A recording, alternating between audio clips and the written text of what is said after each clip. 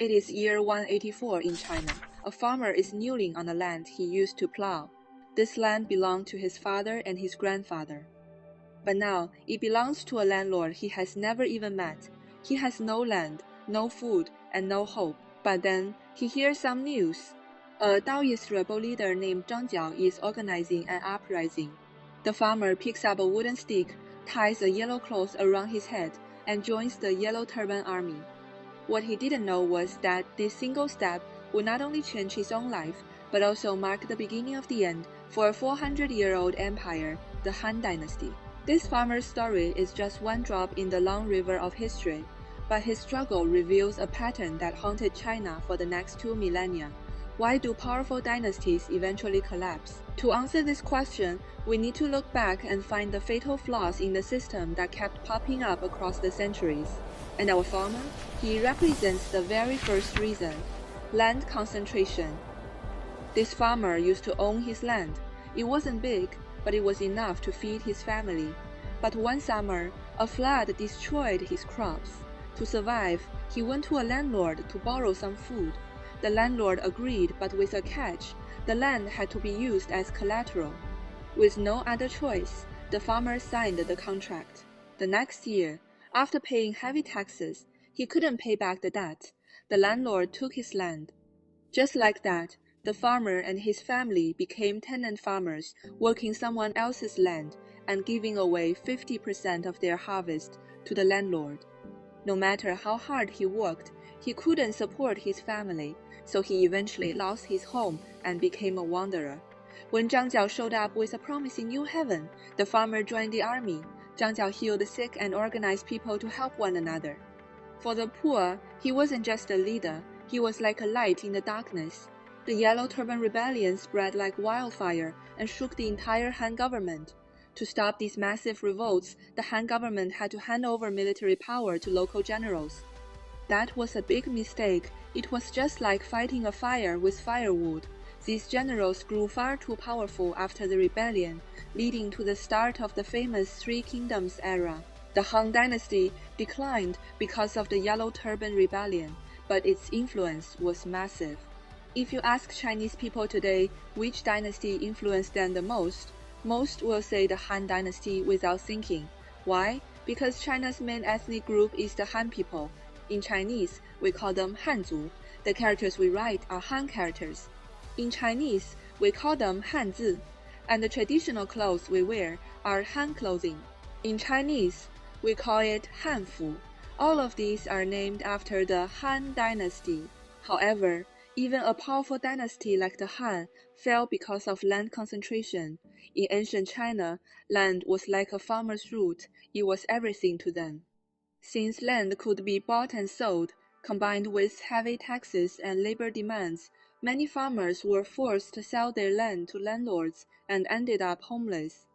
When people lose everything they need to live, they will hold tightly to any little hope they can find, and the empire loses its stability. Let's jump to northern China in the year 304. There was a Han Chinese man who had lived in Bingzhou for generations. His neighbor was from the Xiongnu tribe. They rarely communicated and didn't disturb each other. Everything seemed perfectly peaceful. But under the surface, there's a massive crisis brewing. Since the Han Dynasty, the government had been moving nomadic groups like the Xiongnu, Qiang, Di, Xianbei, and Jie into northern China to provide soldiers and labor. These groups were allowed to keep their own traditions, identities, and, more importantly, their weapons. By the time of the Jin Dynasty, only 1/3 of the 15 million people in northern China were actually Han Chinese. At first, everything seemed fine, but as time went on, things got worse and worse. Local officials started discriminating against these groups of people, taxing them unfairly, and even kidnapping some to sell as slaves. The Han man saw his neighbor being bullied by the government, but he thought it was none of his business. Then, in the year 291, the Jin royal family started a brutal civil war called the War of the Eight Princes.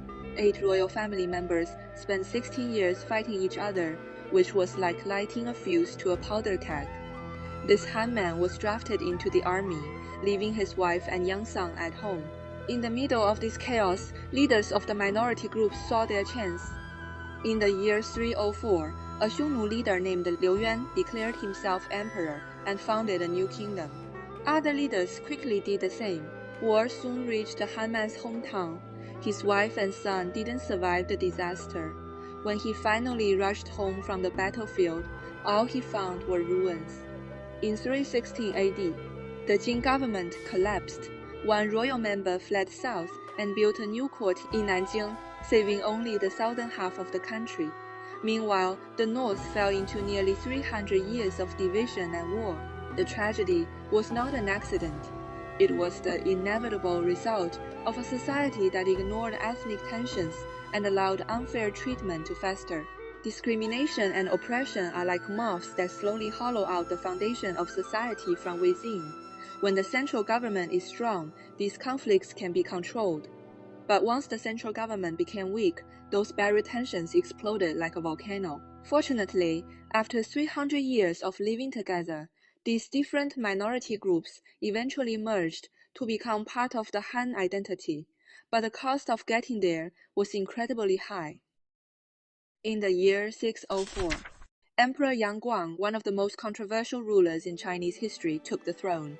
He was smart, ambitious, and really wanted to achieve great things. As soon as he became emperor, he launched several mega projects, digging the Grand Canal, moving the capital to Luoyang, and rebuilding the Great Wall. These projects required an insane amount of people and money.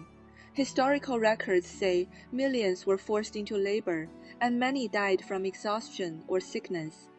But Yang didn't really mind. He was busy chasing eternal greatness. What truly destroyed the Sui dynasty was the war against Goguryeo, a kingdom in what is now northeast China and the northern Korean peninsula. To Yang, Goguryeo was just a disobedient neighbor that needed to be put in its place. In the year 611, he sent 1.13 million soldiers and over 2 million laborers just to handle the supplies. The entire country, like a machine operating at its limit, was on the verge of collapse. The first invasion was a total disaster. Hundreds of thousands of soldiers died, but Yang refused to accept failure against a small neighbor, so he immediately launched a second invasion the next year. However, while his army was stuck in a stalemate, a rebellion started back home. He was forced to retreat. In the year 614, the emperor ignored all the warning signs and went for a third try. By then, China was already in chaos. Soldiers were deserting, and most of the new recruits didn't even show up. Even so, Goguryeo was also exhausted and asked for peace. Although it seemed like a victory on paper, the uprisings had already spread across China. In 618 AD, Yang was killed by his own subordinates.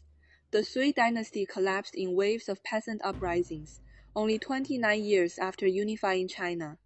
Until his death, he never understood why his attempt to become the greatest emperor ever was the very thing that caused him to lose everything. Emperor Yang's story is a warning about ambition versus reality. He had big dreams, but ignored how much ordinary people could bear. The 3 campaigns against Goguryeo exhausted the country's strength. Over 300,000 soldiers died, countless civilians died from forced labor, the land lay waste, and the economy fell apart. He was like a gambler, wagering the entire nation's future on one bet after another until he lost his last coin. When a nation spends all its resources on the ruler's personal ambitions, instead of caring for its people, even a powerful dynasty can crumble in record time.